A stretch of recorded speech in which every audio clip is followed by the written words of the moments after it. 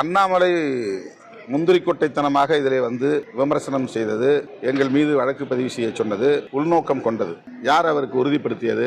அவர் ஏன் முந்திக்கிட்டு வந்து விடுதலை சிறுத்தையிலிருந்து குண்டர்கள்ங்கிறாரு, ரவுடிகள்ங்கிறாரு? அந்த வீடியோவை வெளியிட்டவர்களுக்கும் இவருக்கும் ஏதோ ஒரு தொடர்பு இருக்கிறது. பிஜேபி உடனடியாக RSS காரங்க தான் வேகமாக இறங்கி இதில் வேலை செய்கிறாங்க. RSS பிஜேபியோட தொடர்புடைய சாதி அமைப்புகள் வேகமாக வேலை செய்கிறாங்க. ஒரு சமூக பதற்றத்தை உருவாக்குவதற்கு இந்த தனியார் தொலைக்காட்சியும் அண்ணாமலையும் காரணமாக இருக்காங்க. நான் திரும்ப நம்ம அரசியல் விட்டே போகணும்னு சொல்றோம். இதுல மன்னிப்பு என்பது ரெண்டாவது நாள். ஏன்னா அவர் என்னை சம்பந்தப்படுத்தி இருக்கிறார். அவர் அண்ணாமலை இதுல சம்பந்தப்பட்டிருக்காருன்னு சொல்றாரு.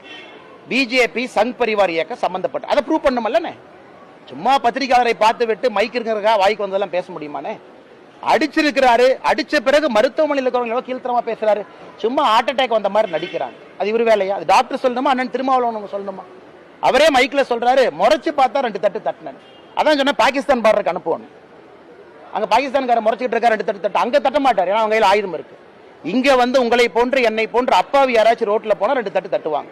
அதனால் திருமாவளவன் அவர்களுடைய அரசியல், குறிப்பாக விஜய் அவர்கள் அரசியல் களத்திற்கு வந்த பிறகு திருமாவளவன் அண்ணனுடைய எண்ண ஓட்டத்தில் ஏதோ பெரிய பிரச்சனை, ரொம்ப குழம்பி போய் கிடக்கிறார். மனசு ஏதோ நினைக்குது, வாய் ஏதோ பேசுது, உடம்பு ஏதோ நினைக்குது, கை ஏதோ நடிக்குது. அதனால் அண்ணன் திருமாவளவன் அவர்கள் உட்கார்ந்து நல்ல ஒரு மெடிடேஷன் பண்ணிட்டு அவர் அரசியல் பாதையை மறுபடியும் தேர்ந்தெடுத்து திரும்ப வந்து அரசியல் செய்யணும். ஏன்னா நான் ஏன் கடுமையா சொல்றேன்னா, தேவையில்லாம வம்புக்கு என்ன இழுத்திருக்கிறார். தேவையில்லாம என்னுடைய பெயரை கொண்டு, எனக்கு இதான வேலை, திருமாவளவன் எங்க போறாங்க, அவர் கார் எங்க இருக்கு, பின்னாடி இதான வேற லைஃப்ல வேற வேலையே இல்லை.